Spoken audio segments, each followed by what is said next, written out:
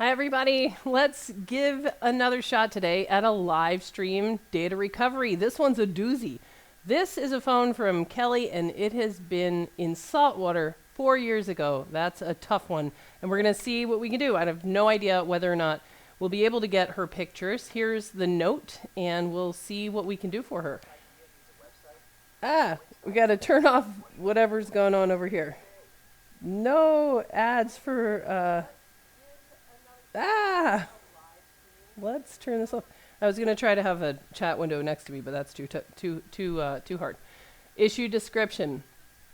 We went to the Bahamas for our 20-year anniversary, and I had a LifeLock case on my 6 Plus.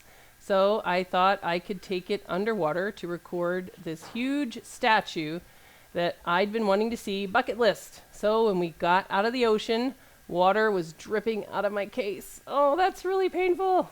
I knew it would be dead, and it was. This was in 2016, I believe. And this phone just showed up here a little bit ago, and it looks just like what you'd expect a saltwater damaged phone from 2016. So this one, I usually try to speed up by taking out all of the screws, and I was like, I can't do it. This is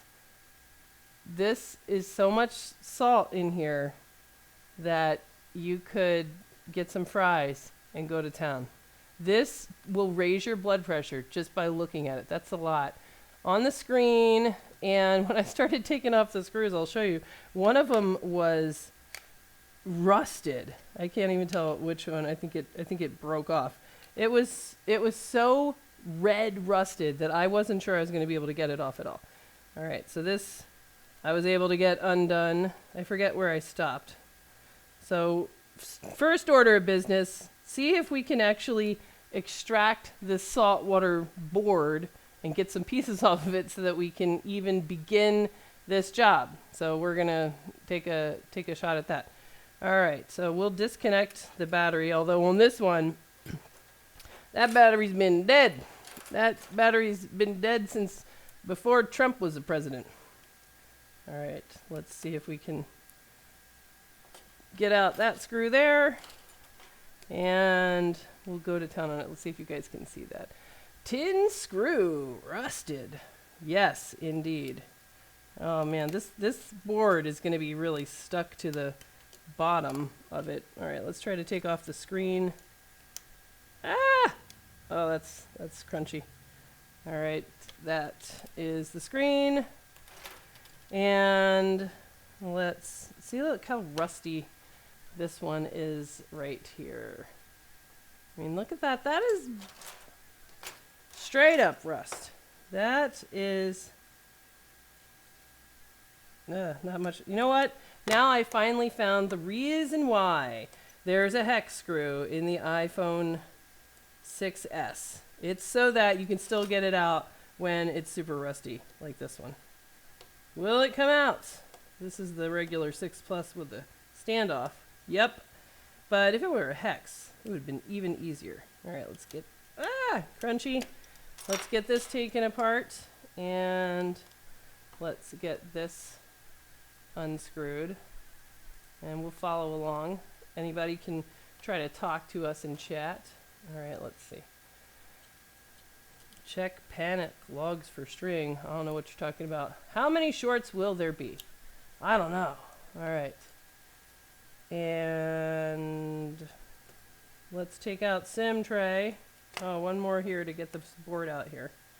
I taped a video yesterday that I really love that I don't know if I'll ever have time to edit, which seems to be, I have a lot of videos that I say, oh, I'm just going to record this and I'll edit it. No, they just go nowhere. But yesterday we did something really cool. When I moved into my house years ago, the top microwave was broken.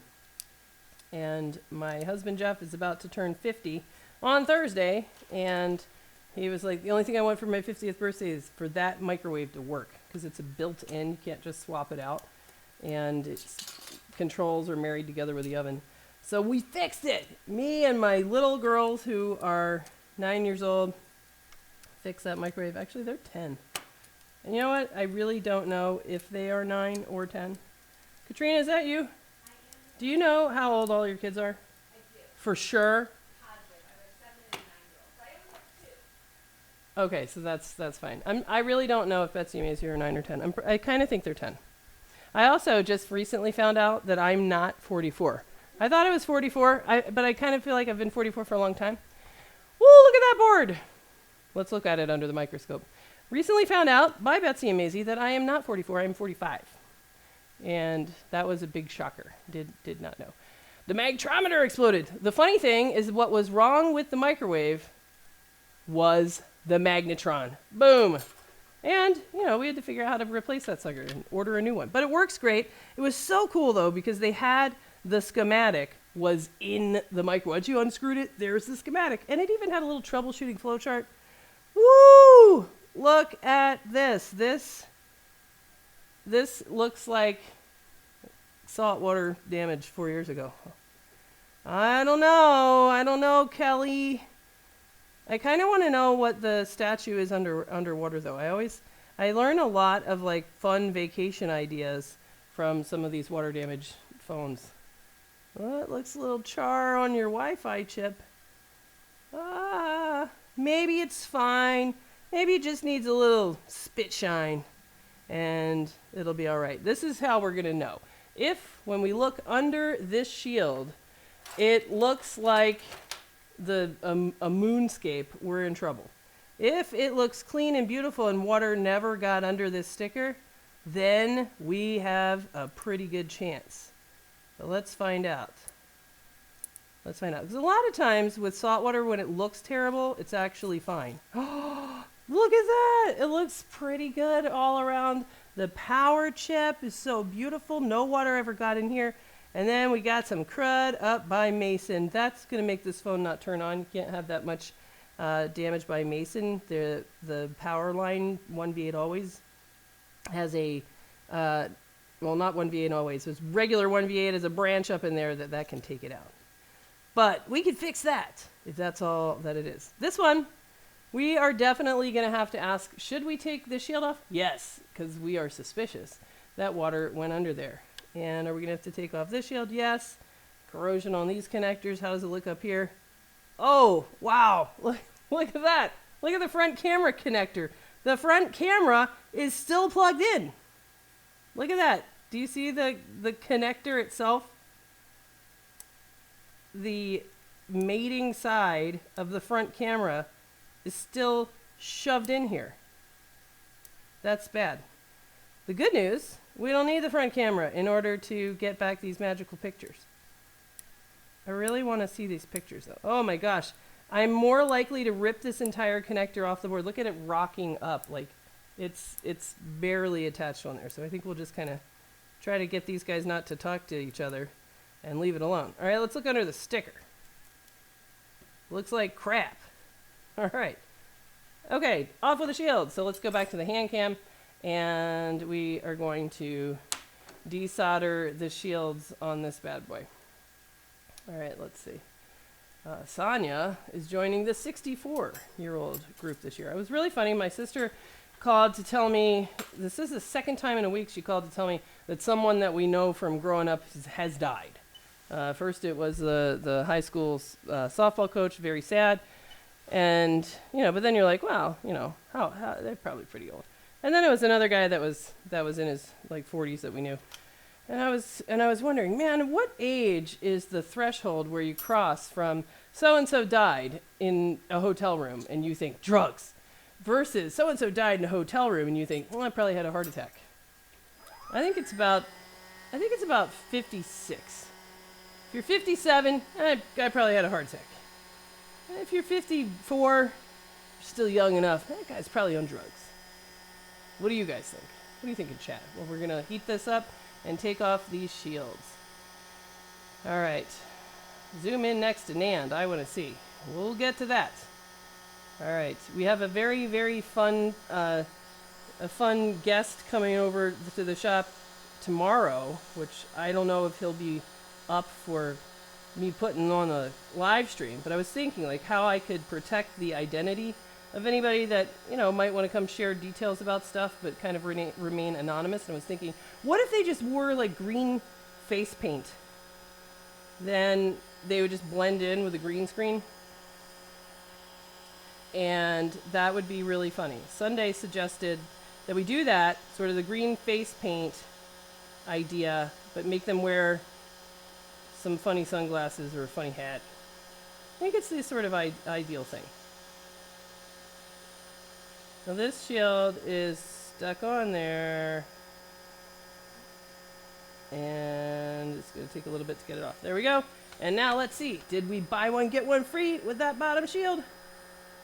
Hope so. Yeah. Buy one, get one free. Excellent. All right. And now back to the microscope for a look at where did the water go. I've been asking somebody on my forum has been going, is this a problem? Is this a problem? Is this a problem? And he is having trouble answering my question, which is where'd the water go? Because the problem is with water damage, the problem is where the water went. So you always have to take a look, especially to see, did I make a big mess and slide a bunch of stuff when I was taking off those shields? All right, so over here, looks all right, looks all right. We got some crud around the baseband power chip. And in a phone that's 4 years underwater, this phone is probably, maybe I'm wrong, I'm not really good with dates and stuff, but I'm pretty sure 2016. Isn't that going to mean that this phone is on iOS 11, 10, 10 something? What is it? Tell me, chat, because it may still care about its baseband. It wasn't until I think 11.4 that phones stopped caring about baseband. There you go, the area behind the NAND. There you go. This is a beautiful screenshot of, you know, what of why not to trust your life-proof case. Your life-proof, waterproof case is not really waterproof. How do you know? That's how you know. And looks good up here. Oh, crunchy. That's bad.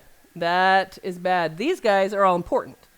So these guys are backlight drivers under there. That's going to be a big problem, but we got to remember it because a lot of this might kind of clean up and then we might forget.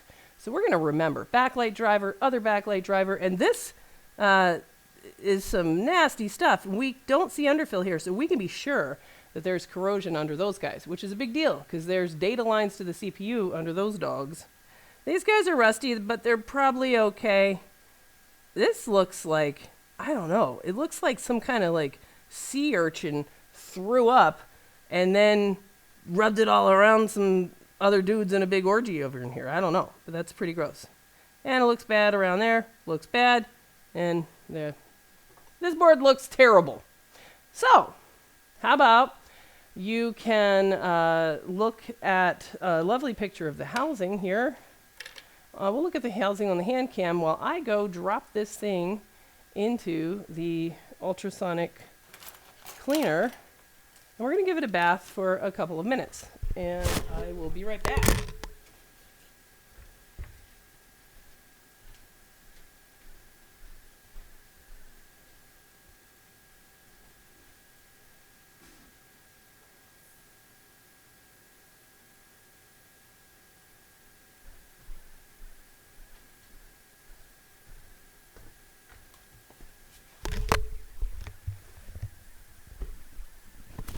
That is going to be a while, and I'm probably going to need to, I have a feeling I'm going to need to charge up the old short detection thermal cameras up in here. All right. Ultrasonic won't remove rust. Oh, really? Well, we'll see. We'll see what it can and can't do. This is a really good one to see, you know, what can you expect out of ultrasonic cleaners? This is a Crest ultrasonic cleaner, sweep frequency. This is the $1,000, you know, the good ultrasonic cleaner. And we'll see what it can do. Sometimes people kind of overstate what they can do. Ultrasonic cannot do anything under shields, which is why we had to take those shields off. And if you do an experiment where you drop one in ultrasonic that looks like this, then you take off the shields will look untouched. It's the same as taking like a dirty dish and putting it inside a Ziploc bag and throwing it in the dishwasher. You don't really address anything on it. It's like you didn't do it at all. Ultrasonic cleaning can't solder. It can't grow back connections that are like truly oxidized or eaten away. And that's kind of how we get into water damage trouble. It's natural sea salt. Yes, we should have made a bath bomb. I read some joke the other day about somebody got a bath bomb for Christmas and their husband used it. And he was like, it didn't really dissolve that well. Here, I left the other one for you. And then she took a bath and said, that is not a bath bomb, that is a cookie. Whoops. So you could probably make a good one there. Jessa, what about the possibility of pulling the RAM and installing it on a functional board? Well, you could pull off the RAM at great effort if you wanted to. Now, the RAM doesn't actually contain any information. It's completely interchangeable. But if for some reason you, I don't know, were a collector of RAM, some sort of a RAM connoisseur, you could take the double stack CPU and the top layer SD-RAM. You could heat it up and razor off that RAM. You could take it, you could put it in your pocket, you could put it on a necklace, give it to a kid, but there's nothing that you could do with that piece that would help you in any way with the data.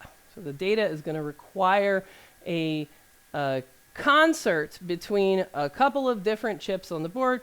The problem here isn't, gee, I got to move chips over. The problem is likely that this corrosion, if this ends up being not recoverable, the most likely reason is that corrosion under chips. Let's say we saw a bunch of corrosion under the chestnut chip. Chestnut has 6 volts in one area. And if that 6 volts gets smashed into a line that goes to the CPU, that means that this scenario sent 6 volts into the CPU. Is that enough to kill the CPU? Sometimes it is. So that's kind of what we're up against. That's going to be the reason that it's unrecoverable. It's dead CPU. And even if I took a dead CPU up off that board and put it on a beautiful board, you can't resurrect a dead CPU most of the time. Lewis would have used a little flux and reflowed the crap out of it. That's a totally different strategy. That's the opposite strategy of iPhone repair. Any idea where I can buy Branson EC? Can't find it. If you can't find it, don't sweat. Buy something else. Branson EC is something that we use totally randomly because, you know, it's an electronic cleaner. That's it. It's not the only electronic cleaner, and nobody has done, at least in this industry, nobody has done any kind of side-by-side comparison. It's just a mild detergent that's super dilute. Pick something else. Don't kill yourself to try to find a product or ship it or anything like that. There's no magic to it. You know, you could put in a cap full of Dawn or something like that, or a dishwashing liquid. Something like that, I don't know. Go talk to somebody in your area that might say, you know, that might have some knowledge on like industrial circuit board production. What do you guys use to clean these boards? And they'll have an answer for you. All right, you could mount them on a ring and have sweet memories on your finger. Yes. All right. Let's see. I am going to go grab that board out, I think. It's been enough. Just a few minutes is all you need. So I'm going to grab it and scrub it.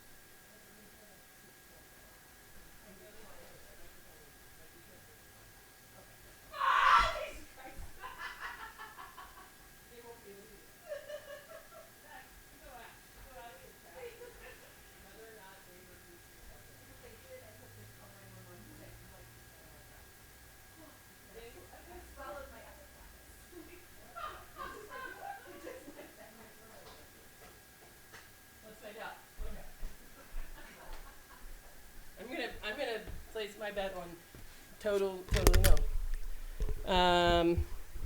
All right, so Katrina from the back is worried that you guys are gonna be hearing too much of her. She's shipping stuff for all of these iPad Rehab supply orders that came in since she was just here at 5. It's now 8:38. She is worried that you guys are gonna be disturbed by the sounds of her pulling tape.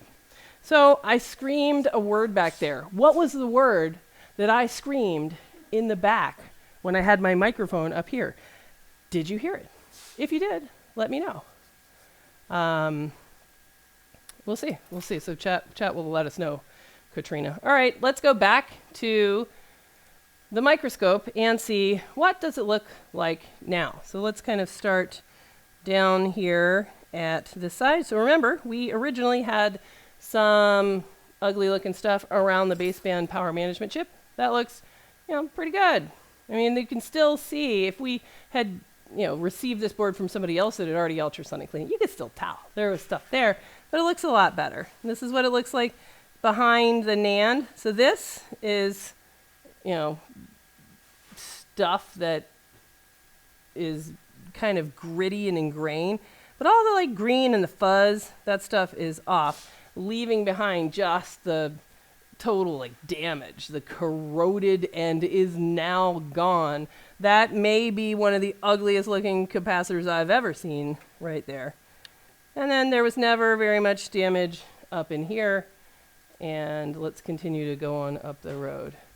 I thought she yelled that it was hot.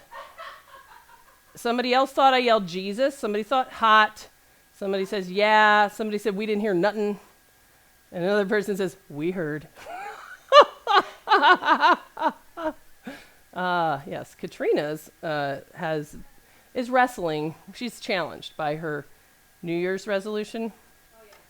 I did not swear. But she did not swear, although I did scare her a little bit. All right. And see, this is what I love about the Jessa method of cleaning. See this guy? This guy has left the building. This guy has pulled an Elvis. That guy is gone. Now, he wasn't gone before. This guy was intact, but just apparently held on there by spit. So I like to opt for the vigorous ultrasonic first, scrub, so that you can see things like this. If there's something that's held on there by spit, I want it to come off and kind of declare itself, like that guy has. All right, what else is going on? Around Mason, a lot better, and that's what we're left with.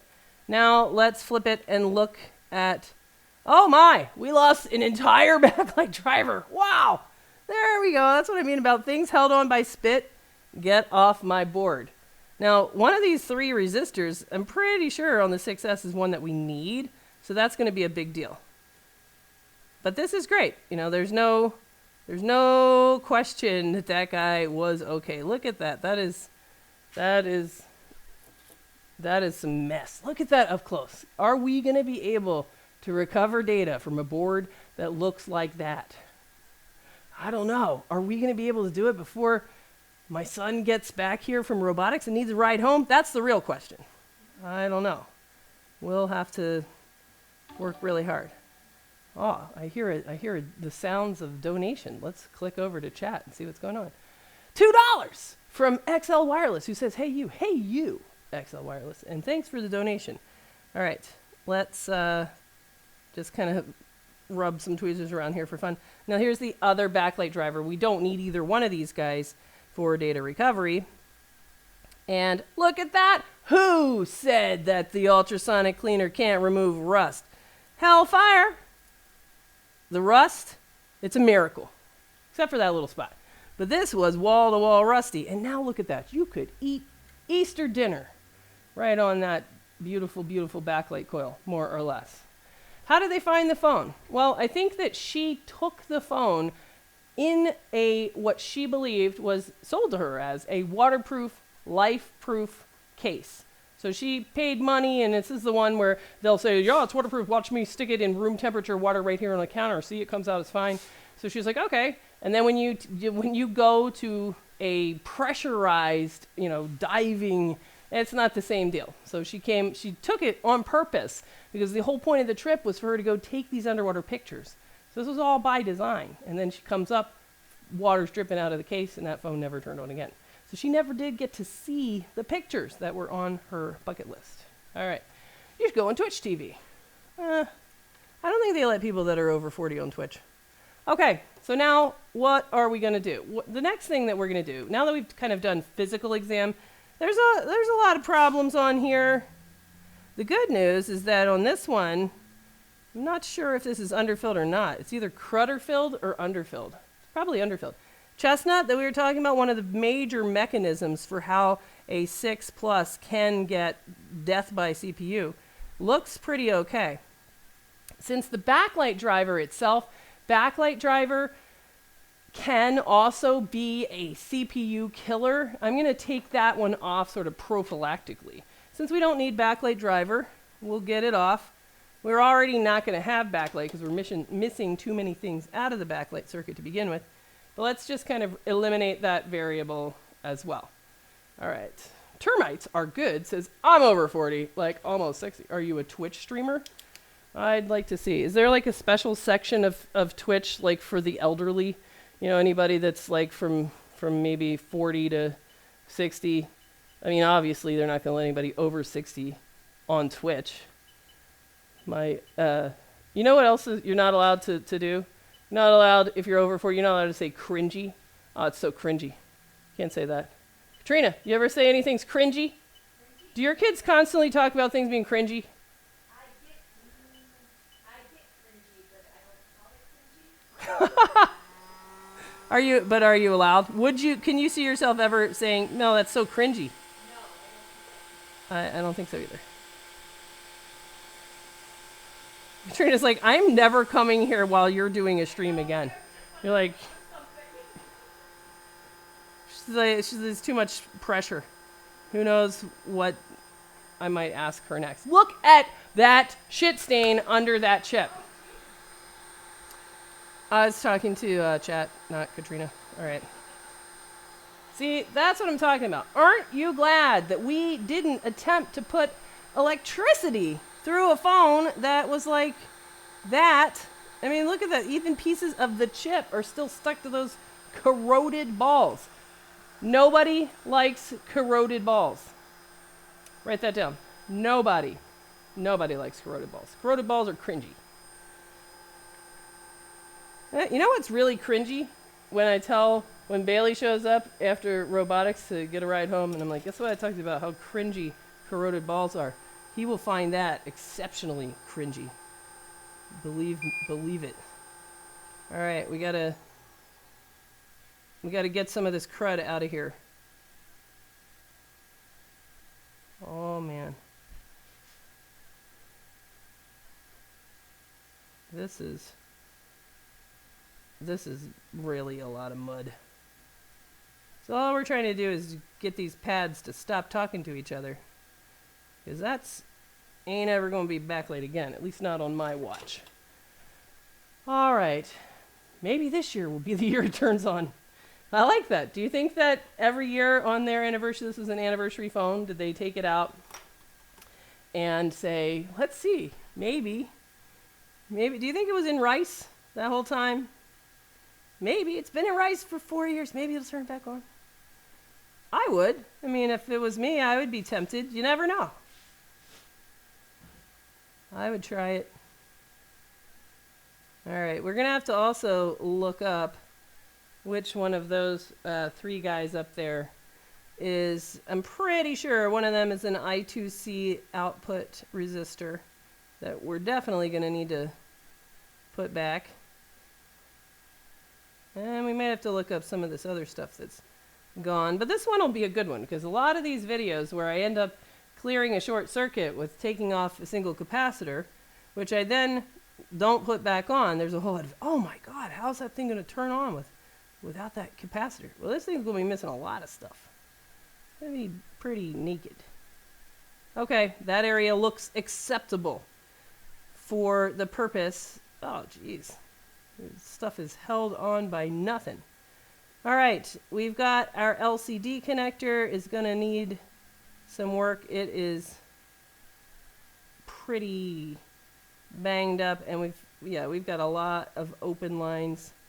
This is a rare case where I may actually have to take this connector off entirely rather than just try to sit it back down on these bad joints just to get the memories. This is not going to be a phone again. We're just trying to get it to turn on. The only way, there's only one way for anybody in the world, no matter if you are a dark web hacker to the CIA. Doesn't matter. There's only one way to get that picture of that underwater statue off here. And that's to make this sucker turn back on. All right, let's see what else is going on. This looks like a place where I didn't brush it after ultrasonic. So you can kind of tell. That's gonna need some work. All right, what else? I'm gonna risk it and leave that chip for now. Mason, you're probably gonna have to, almost certainly have to be replaced, but let's give it a try. All right, clean it. No refurbishing the connector, not for now. All right, our next step, we're gonna try to keep things simple. So we're always trying to eliminate variables and not add them. So I'm not gonna put anything back. Maybe this board is never gonna turn on. We're going to see what happens when we put electricity into this board as it is now, which I think is a pretty good, reasonable thing to do. And then we're going to see what kind of problems are preventing it from booting. And we can see if we can put those problems out until we get to a point where it can boot, at least according to a DC power supply. Then we'll start bringing back the systems that we need to get data, like image, touch, and USB connection. So let's give it a try. Okay. So I'm going to connect it to DC power, and there's probably not a ton to see since we will be using the trust-based DC power supply, which is right over there, because I never seem to prioritize setting this thing up so that you guys can see it on screen. All right. And I particularly like that one, so I'm not going to swap it out because we need to see it in the classroom when we're teaching at Practical Board Repair School. This one's big and bright. I like it. So we're going to stick with it. Okay. Let's see what happens. All right, when I connect 4 volts into this device, haha. So far, so good. I can see that we have a very minimal current leak. So a very minimal leak to the tune of less than 20 milliamps. So less than 20 milliamps for now, we're going to just ignore. Now, let's see what happens when we ask it to fire up and actually use the power management chip to generate all of these power voltages. Let's see what happens when we try to do that. So we're going to prompt it to boot. Oh, can't see anything anymore. Prompt it to boot. All right, prompting it to boot, and we see a short circuit. Something is allowing 300 milliamps to go straight to ground. So somewhere there is a short that is an inappropriate leak of 300 milliamps to ground. But where is it? I don't know. Let's see, while we still have that, this device here consuming that 300, which we're going to let it do for just long enough for us to get a sense of where is this leak coming from. So we're going to fire up the good old Seek Compact Pro with the iPad Rehab macro lens on it so that you guys can see, at least in theory, if this camera phone is charged up at all. Come on, boot up. So we're just going to all sit here and watch this phone boot up. That'll be fun. There's no way that the NAND has no shorts. I would think that I would be very surprised if the ugliest, previously I said the ugliest looking cap that I may have, maybe the ugliest one I've ever seen. Uh-oh, what happened to it? There we go. All right, let's see. Let's see if this will focus. Show us. All right, show us. Tell us your secrets. Where is the heat on this board? Where is the hottest spot on this board? None of this is very hot. 50, you can see the temperature scale, 54, 55 degrees. 50 degrees. According to this, the hottest spot on this board, on this side, is kind of showing us right here at this corner of the power management chip. That doesn't tell us a whole lot. That doesn't tell us a whole lot at all. Let's look on the other side. All right. What is it saying is the hottest spot? It's saying the hottest spot. Look at that. You can see it super clear down to the level of, you know, here's those two backlight coils. Remember, I said you could eat Easter dinner off of those beautiful rust-free coils. Well, the dude in between the CPU and this backlight coil, that guy right there, is the hottest spot on this board. And why is the PMIC heating up? It's probably just a very thin wire that the juice has to travel through in order to get to this spot right here. Look at that amazing resolution. That resolution is complements of the iPad Rehab macro lens that we have attached to the Seek Compact Pro. This is the Seek Compact Pro. Look at that. It gets you down to the level of a single component. Love this guy. All right. Let's see if we can clear that short. So I'm going to disconnect it from power, and let's head under the microscope and see, can we see what that is? Ding, ding, winner. Yes. Do I have my professional capacitor remover tool? Katrina, we need to make a new listing called, rename the X-Acto knife to the Jess's professional capacitor removal tool.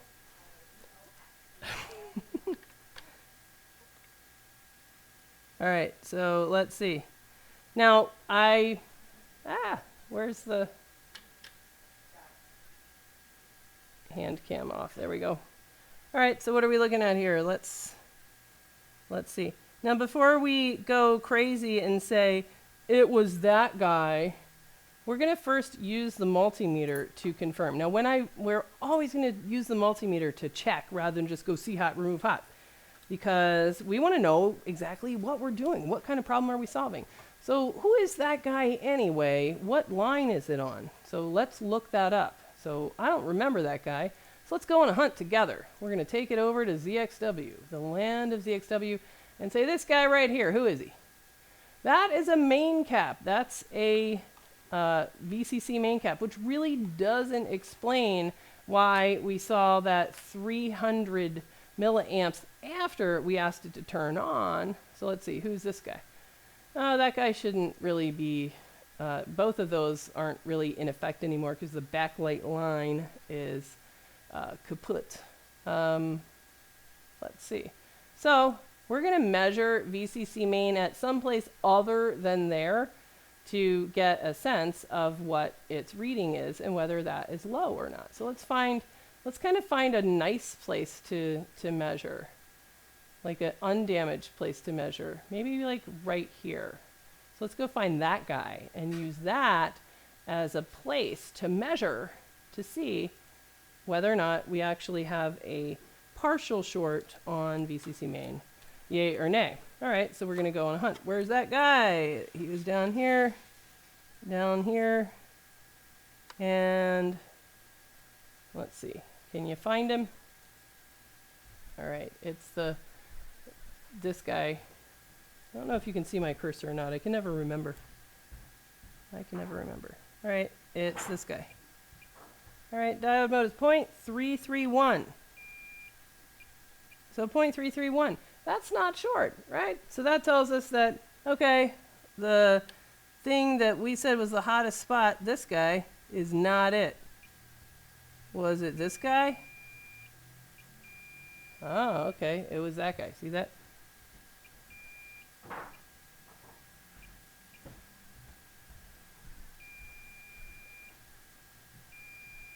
See how difficult it is to get a reading? Look at this. Like you can touch it in some places, like right here, and you don't get a reading. That's why I don't like to measure on these ugly looking dudes. All right. So the heat was coming from that guy, not this guy. This makes sense because this guy is a capacitor that's going into all of this nonsense for the backlight anode line. So let's take the official capacitor remover tool, and we are going to remove that dude. All right, now let's see if there's any other short on backlight anode line. And that short has been cleared. All right, so we've put out one short circuit. Let's see if we have a change on DC power supply. And let's go over there and check. I like this one because a lot, oh, does that still move around? Uh-oh. Okay, shoo. I like this one because a lot of times I feel like we've had a lot of these sort of ones that are really super easy, straightforward, and it looks like all you do is sit here and knock off a single cap and then everything's solved. But we'll see. I bet this one is going to need quite a bit of rework in order to get the data, but maybe not. Maybe it's impossible, and we're going to have to call Kelli and disappoint her. Tell her to throw it back in rice and try again in another couple of years.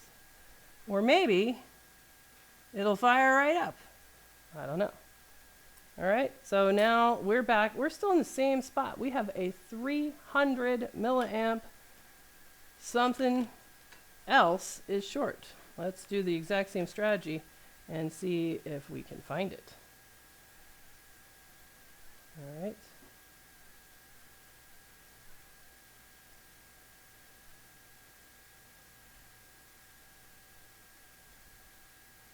So we no longer have our hot spot, right? Which was that guy right there. Let's see.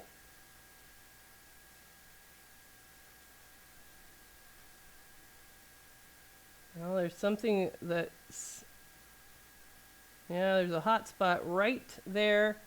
Oh, can you guys see? Can you see? Can you see? Look at that. There's a hot spot right kind of in the center of the PMIC, which we could try to figure out exactly what ball that is and then go after why. It's possible that it's because of corrosion under the PMIC, but I don't think that's really likely given the way that it looks. All right, let's see. What about over here? 48 degrees. This might not be, sometimes if there's like a little bit of flux or water on it, then it isn't going to give you an accurate, it's just going to reflect back. All right, what's going on there? We can kind of see at the edge of that CPU, one or other of those guys. All right, so there's no other like single capacitor that's really showing up, as that's absolutely the problem. All right, so now we have a couple of different strategies that we could go for.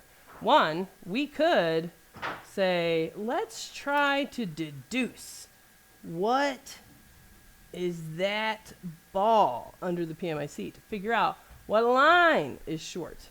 And then we could kind of go on a hunt and try to figure out why. But I think that's going to take a long time and be kind of laborious. So what I'm going to do instead is say, let's do some cleanup. Let's delete some variables. Let's see. No long screw damage. We're rooting for you. The official Jessa removing tool.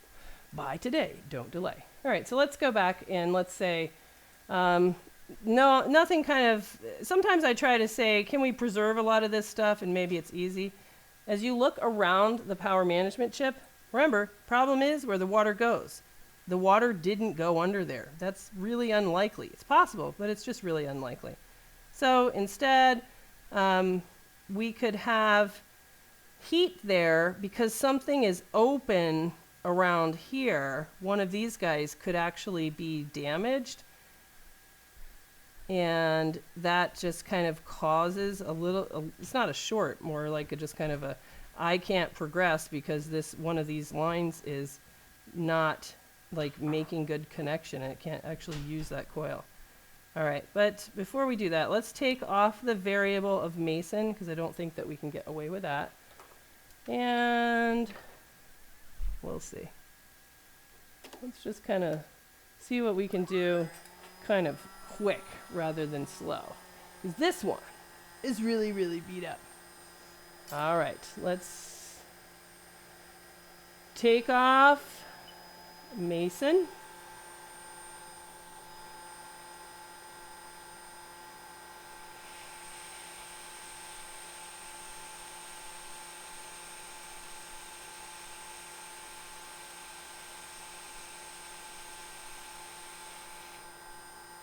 Ugh, that's bad. Look at that. Looks like a total, somebody took a dump under there. I think on the same rationale, I'll probably take off audio IC next to it just because we don't need it. But let's look here and see what the deal is. This is really, really ugly looking under the Mason chip. And we're going to need to have a Mason on there in order to have touch. And the worst looking part around here, if we kind of look at this, we have 1, 2, 3 balls, 4, 5, 6. So it's numbers 4, 5, and 6 from the inside. Let's look those guys up just to see if that makes any sense with our problem that we were having. So let's see, 1, 2, 3, 4, 5, and 6. Remember, 1V8, PP1V8, which this is a hotspot, which we predicted from our original physical exam. Oh, look, there's Mason, PP1V8 under there. That can often get disturbed, right? So PP1V8, as we look at that, may have been corroded in to ground right there. And PP1V8 is going to be one of the outputs of the power management chip. So yeah, that is consistent with our problem. So let's kind of clean that up then before we go too much further and see if that helps us. I think that just for the sake of eliminating variables, I'm going to eliminate the variable of audio IC. Audio IC in the iPhone 6 Plus has never been required for the phone to boot, so we'll just take that off as well while we're working in this area.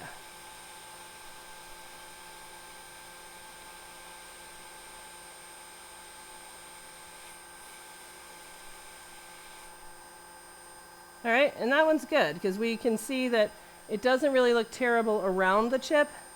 And now we can look and say, yeah, okay, water didn't go under the chip. And that helps us because it kind of helps to make our case that we really don't think we need to do anything with the power management chip itself. A good lesson in don't just say, oh, PMIC looks like it's getting hot, so take it off. I don't think there's anything wrong with this PMIC in this 6 Plus. And it is one of those things where I see a lot of like, you know, quick to just say, oh, I see heat there, gotta take it off. Not always. All right, so let's just clean up these little balls really quick, and we'll see if we're in the same state or not. Oh man, I bridged those two guys together. I have to look up. See that? I bridged those two guys together right here. Let's see whether or not that's actually a problem. I don't happen to remember if it is or not. And according to ZXW, those are both ground. So therefore, not a problem. Nobody cares. All right, let's clean up as best we can. Let's clean up. This is why I don't bother with, quote, life-proof cases. As someone that still rocks an iPhone 6 Plus, I'm really rooting for a successful recovery. Me too. Mostly because I want to see what is the amazing statue picture underwater. Does anybody know what it is? Somebody else sent in a kind of a once-in-a-lifetime Bahamas phone that was going on about how you can swim with the pigs in the Bahamas, which sounded really cool, and it was really cool. That was 2 phones from the same fateful Caribbean trip, and they both got dumped overboard by accident, and we got the data from both of those. Look at how corroded the 1V8 was. 1V8 is gone. We're gonna need 1V8 back there at Mason eventually, which is kind of a little bit of a project. All right, see that? We are missing something that is important. We are missing, oh, there is nothing left. Wow. Look at that. It's no coincidence, you know, that look at these spots. Let's flip this around so that it matches ZXW. But look at that. See how there's like a dark spot that is just 100% corrosion and gone in A, B, and C. There's nothing left except for a tiny nub. Look at that. The third one down, the third one over, and then 1, 2, 3, 4, 5. And if you check on ZXW, look at that. 1, 2, 3, 1, 2, 3, 4, and 5. They're all the same line, so it's not an accident. This is the 1.8 volt power supply, and it's been obliterated here under Mason. And we can see that it also goes to the crazy ugly looking cap back there. Let's go for fun and just kind of check to see whether or not that line happens to be short, since it's really consistent with our picture of the physical damage. So let's go ahead. Even though we didn't see heat here, let's check and say, is that line short? Yes or no? All right, so let's just check. Here's 3 VO-NAND is okay. And we have 0.314 on 1V8. Which means that the ugliest looking capacitor, unbelievably, is not actually turned into a wire. Yeah, see, impossible to get a reading on that one. Unknown. Okay, let's see. Has anything improved? Is our situation still 100% as desperate as it was at the beginning? Do we still have a 300 milliamp short after we prompted to boot? Let's find out. Let's check. So here's this board, and let's see. 310. So instead of 324, it's now down to 310. And let's see if we can figure out why that is. All right, so 310 seems like it would be a short, but you never know. It could be just that the phone starts to boot. It gets to 300 and then it freezes there because it's missing a voltage rail. All right, let's see. So this time we might have to kind of measure around a little bit more here in this area by those really atrocious looking coils down here. So not those 2 coils, but around here. Time to maybe do some voltage testing to see if we are low on one of these guys. All right, let's see. Is anything else looking at all warm? Nope. And then let's look over here.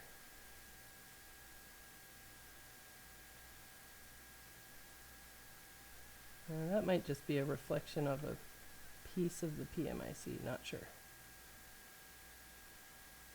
Everything looks good around there. All that looks good as well.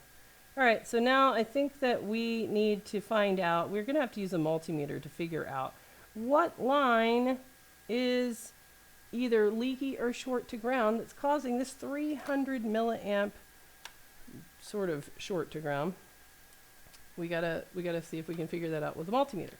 So let's go see if there's some good places to actually measure voltage. So let's go on a hunt for that. Let's go to ZXW and let's check out and say what is going on. How many of you guys have had to wrestle with your ZXW this week or so? All right, let's see. Which one of these guys was the worst? I think this sort of second one in right here. This guy is PP CPU, so we can measure along here to just see whether or not we have a voltage on PP CPU, but those guys are kind of all the same. And then they're going to individually come from the power management chip. I'm going to look at that power management chip just to see if there's a reason why it would have that little bit of a white spots. Where are you at? Not hand cam.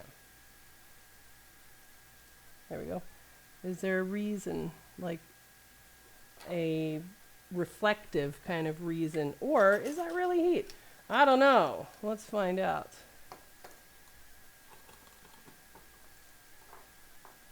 Let's find out.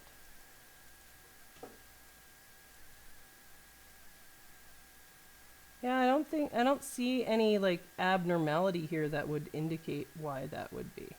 Okay, so that meant that we were seeing a little spot of heat right around here. And we can just kind of like cross map that and say, what ball is that around? And kind of take a, maybe get a hint to figure out what line might be short. All right, let's go look and see if we can figure it out by the map a ball method of short detection. So let's see. It would be, oh, I don't know. I thought it was kind of like near the edge of that apple, but not quite in it. Somewhere in this area. So let's check that guy. What's this? Huh. All right, so this is CPU to the power management chip. This line goes to, guess where? The really, really ugly, corroded looking place, the backplane driver area. So maybe that line right there underneath, that chip's gone, but it's all torn up in there. Maybe that spot is mechanically abraded into ground there. I don't know. Because this probably had a pretty big, it probably had the screen on, backlight full brightness, you know, when it was underwater. So there's a little spot where we might be able to check to see if there's a short there. What are our other choices? This one, forehead to PMU NTC. I think I've taken that. That guy is important, but I don't think it would cause a 300 milliamp short. Yeah, it's this little dude inside here. I'm pretty sure that you could just delete those. That's not going to be it. Let me just make sure that those look okay. Do they? Yeah, those guys look fine. All right, so not him. We'll eliminate him. And what else is kind of a hot spot that could be in here? Let's see. How about this? That also goes out to under the backlight chip. How about this? Bluetooth reg on. Probably not. It's not a power. It's not main. Host wake Bluetooth. Probably not. Stockholm host wake. Probably not. All right. So, according to our calculations, most likely, let's go see if we have a short. Our 300 milliamp might actually be coming from the PMIC. Maybe is sending a voltage into one of these backlight lines, and that has a mechanical short to ground out at backlight. I don't know, it seems kind of a weak thing. I'm not sure that the PMIC would do that before if it doesn't detect a screen, but let's find out. Let's go on a hunt. Let's get out of here and go back to looking at the board. All right, so let's go back and look. So now we're going to really stare under here and say, is anything in here under that chip, is anything here kind of mechanically touching ground that is not supposed to? And like this kind of seems like burn. Yeah, that's, you can just feel it. It's burn rather than corrosion right there. And let's see, there's some underfill around here. Now this is so chewed up that there is the missing pad has corroded down to the second layer of the board right there. Oof, that has put a hurting on that. And I think there's a good chance of mechanical shorts in here. So I'm gonna actually try and clear up some of that. You can only cure a mechanical short. And by mechanical short, I mean a place where we have like ground plane of the board touching like a pad of the board that it's really not supposed to touch. So let's excavate a little bit. So we're gonna just peel back this ground layer and cut it off so that it is less likely to be touching anything that it's not supposed to.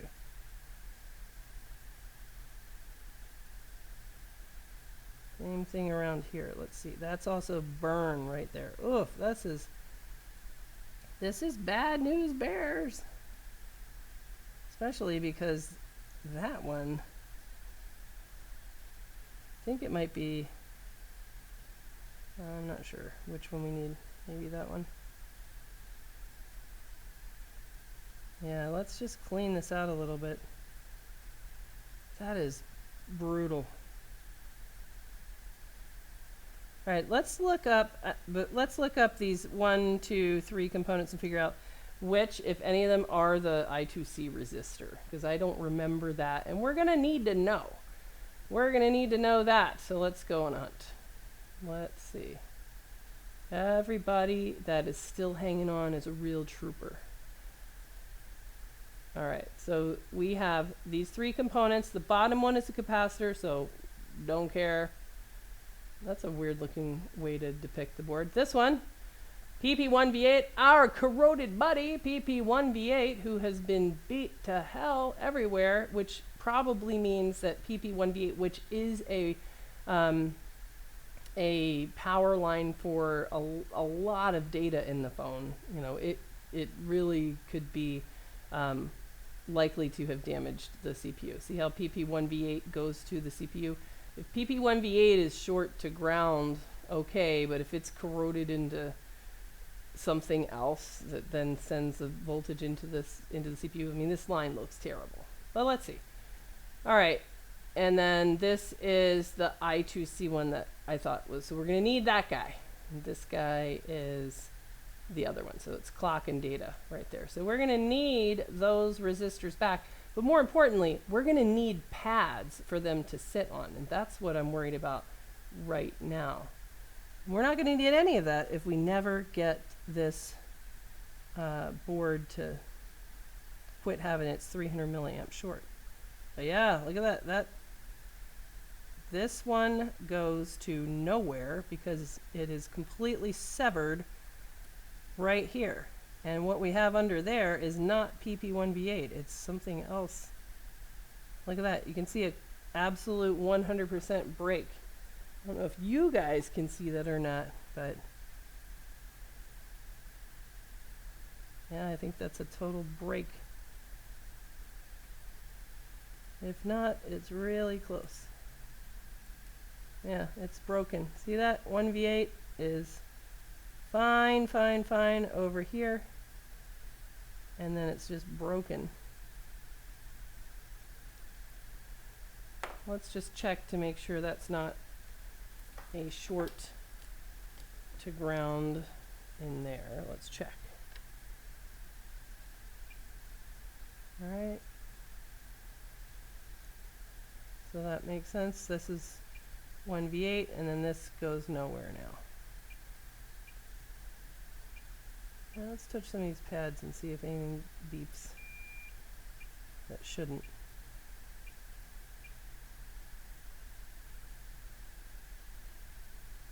That's really bad. And then what about under this one? That looks okay. All right.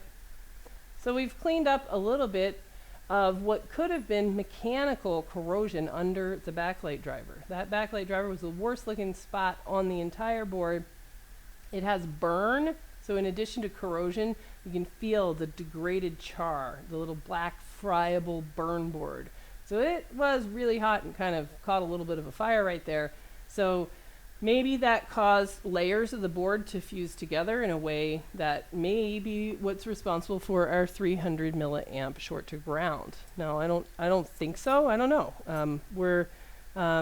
We absolutely aren't sure about that. Now let's see at the same time when we do our next test, we're going to check to see if that has relieved our 300 milliamp short to ground. And then we're also going to take a voltage test, right? Because our other idea right now is that, let's go to CXW. Our other idea is that we see some heat kind of around this set of 4 coils, and these guys are all power for the PP CPU line, which is usually about a less than 1 volt line power for the CPU. When we prompt it to boot, we should see about 1 volt on that line. So we need a good place to measure that. So let's kind of clear a space here on some of these caps so that we can put a probe there when we fire it up again and see whether or not we actually have 1 volt on that line or not. So we got to cut off that silicone waterproofing, and let's try. So I'm really interested to know, as we kind of do a lot of these videos, which kind of video do you prefer? One that's really investigative with a lot of troubleshooting and thinking, like a big puzzle, like this one. But I can tell you, we're going to run out of time and we'll have to come back to it. But I will. I will come back and get an answer because, you know, one way or the other. Or do you like kind of the short ones where it's like a tidy little episode and it's a quick answer one way or the other? You don't have to sit here and watch all this to find out whether or not Kelly's going to cry. Hopefully not, but we'll see. All right, so now let's go back to the hand cam and we're going to see what happens now. All right. Happy 10th birthday to the iPad. iPad Rehab, yes. Read the title. It's an iPhone that was in saltwater. Yes, it was. And you can tell. All right. 2016. What was life like back in 2016 when this was a phone on a boat about to have a jolly old time? All right. So now I've connected DC power supply, and the little bit of good news, we have cleared up our 20 milliamp leak. Not that it was ever a big deal, but our 20 milliamp leak is gone. We've healed that much. So this is sitting at 0 current, which is the normal case. Now let's prompt it to boot and see if we still have the 300 milliamp instant draw, yay or nay. All right, let's prompt it to boot at the power button. 300 milliamps. So we still have the same 300 milliamps. Now this time we're going to do a voltage test. V, voltage. And we are going to do a voltage test at one of these little CPU, oh, it cut off. CPU, PP CPU power lines, and see whether or not we're actually getting any voltage, to explore that idea that maybe one of these heavily corroded, ugly looking coils is not working. I like watching troubleshooting. Troubleshooting for sure, says all the people that are still with us. Yeah, way to go. And there's going to be a lot of people crying like, yeah, I watched this whole thing and then she ended up having to take her damn kid home and now we don't even know. God damn it. All right, let's see. Okay, we're going to take the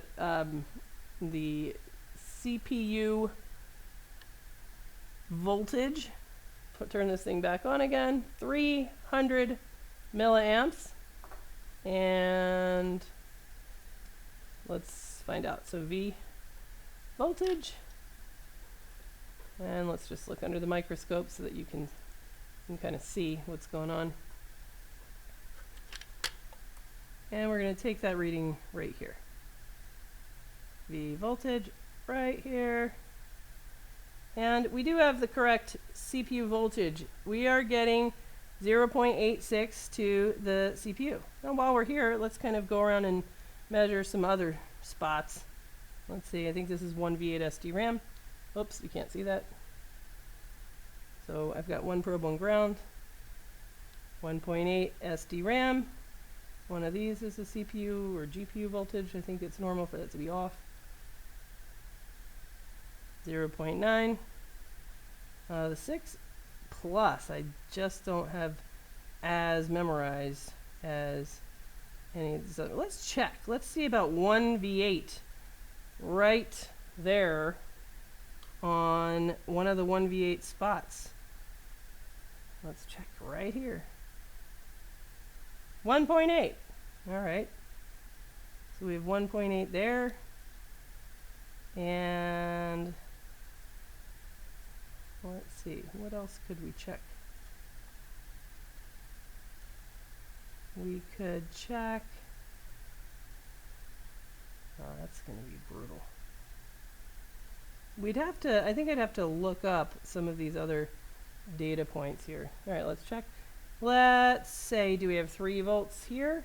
Yes, we have 3 volts. Do we have 1.8 there? Yes, we have 1.8 there. So we've got a lot of function of our power management chip. I'm just not convinced that he's got a problem. All right, let's check again and see if we see anything for heat. And if not, then we're going to have to make a new plan. All right, so let's see. Let's prompt it to boot.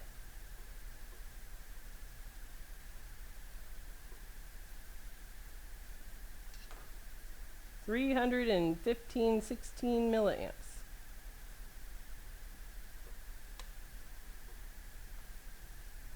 Let's see. Oh, let's put it on the hand cam because you guys can't see a damn thing. All right, let's wake this up.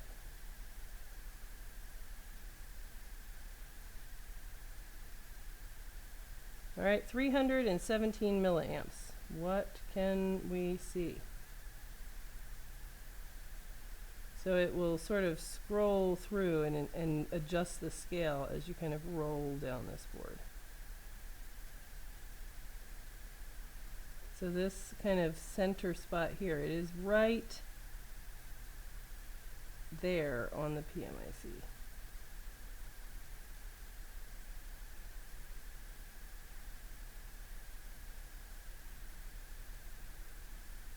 It's like some tiny little thing.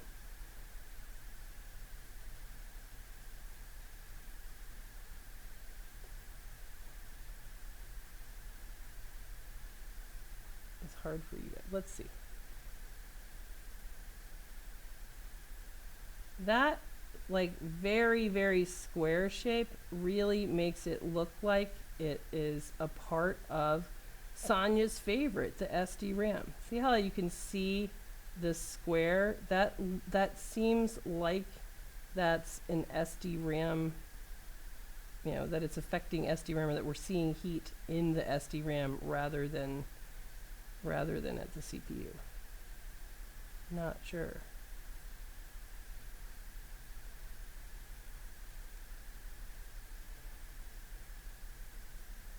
All right, anything else? Anything else? All right, so let's go look up where we can measure. We measured the 1V8 SD-RAM, but I'm pretty sure there's a 1V2 SD-RAM voltage. Let's go on a hunt for that, and see if that happens to be short in this phone. So let's go on a hunt for 1V2 SD-RAM. Let's see. Where is 1V2 in the 6 Plus? I don't know. I think we'll have to look it up on the schematic. Let's go on a hunt. Schematic, show yourself. All right, here we go. All right, so let's look up, let's just type in SD-RAM and see, is there a 1V2 SD-RAM? And if so, where can we measure it? Okay, 1V2 SD-RAM, found it. C0211. Great. And let's look for C0211 on ZXW. C0211. All right, that's a really tiny spot. Let's find a better spot. Click it. Make it go away. Click it again. All right. Let's see. Aha. That is a quite ugly looking spot. Yeah, it's the corner guy. Oh, now it makes sense. All right, so this is where there's, you know, a lot of corrosion. Let's check to see. Is 1V2 SD-RAM short to ground? And does it have 1V2 volts on it? Yay or nay? Let's take this off. All right, let's find out. All right, so we're going to spin this to look the same as it does on ZXW. Spin it. And let's check. Which one of these? Let me look it up to be sure. Which one is 1V2? Yeah, this ugly looking dude here, and then this guy under this silicone. Let's Let's kick that off so that we can get back here so we can get a measurement. All right, so let's take a measurement and see, is 1v2 SDRAM short? It says 0.24. That's probably normal for that line, but I don't really know for sure.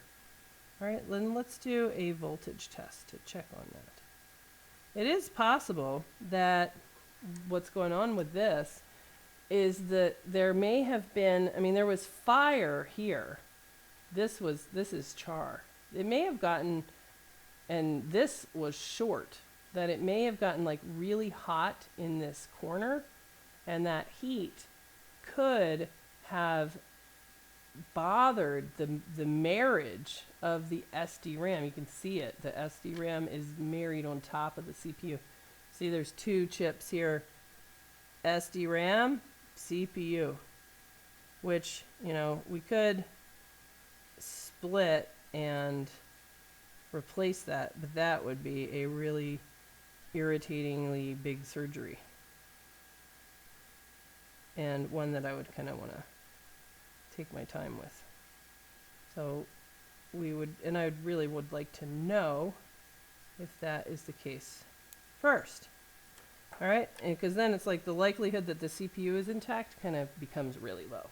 And that kind of leads to what our fear is when we work on 6 and 6 Plus, the A8 processors. They just don't like to get water damage sending the wrong voltage to the CPU, or in this case, maybe getting too hot at the CPU. I don't know. All right, let's do a voltage test and see, do we have 1v2 SDRAM? If we do, then fine, but it may be that 1v2 SDRAM is bridged into some other line, and that's where our 300 milliamps is coming from. All right, 300 milliamps back in business. Now let's see. View of the line voltage. Let's check. Do we have 1v2?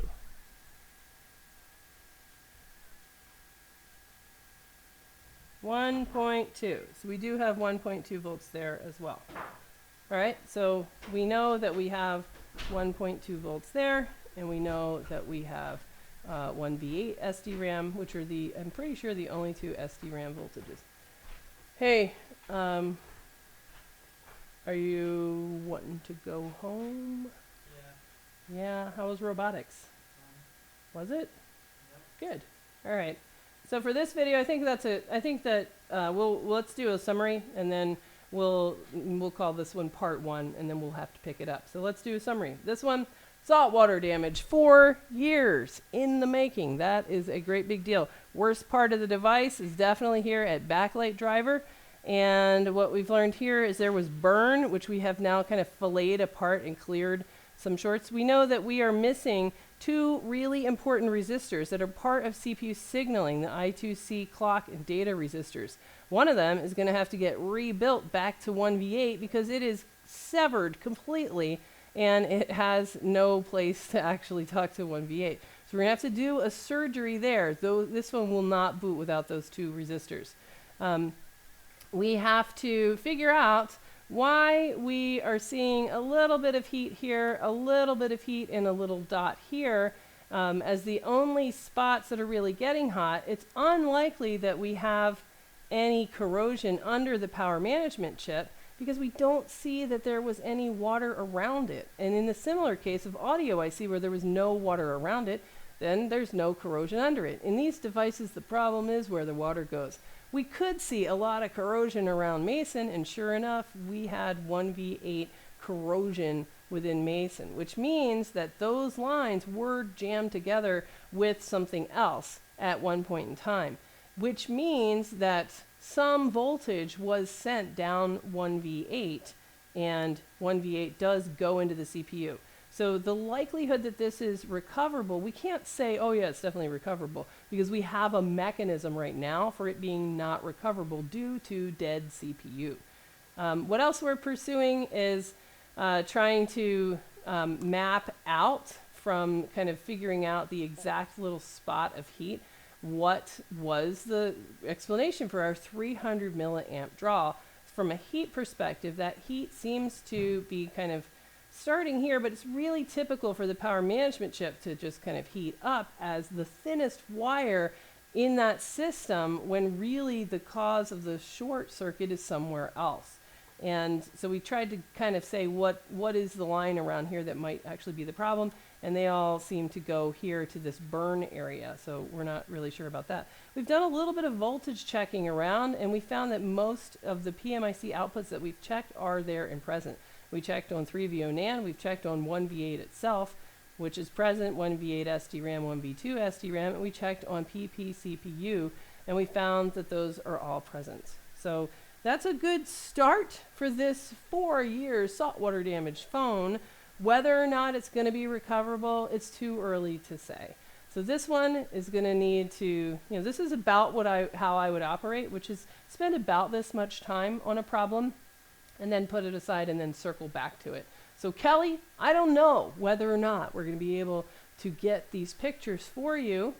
Stay tuned, and I will follow up with part 2, and we'll dig deeper and see if we can really explore this puzzle. These ones I think are really, really fun, but they're long, and sometimes they don't always lead to an exciting conclusion after you watch this whole long video. So tell me in the comments whether or not you like this kind of content or not, or if you prefer the shorter like TV episode ones. So let me know, and thanks for watching. I really enjoy being able to make videos like this, and we'll see if we can get good news for Kelli coming up soon. And right now, I'm going to go home. See you next time.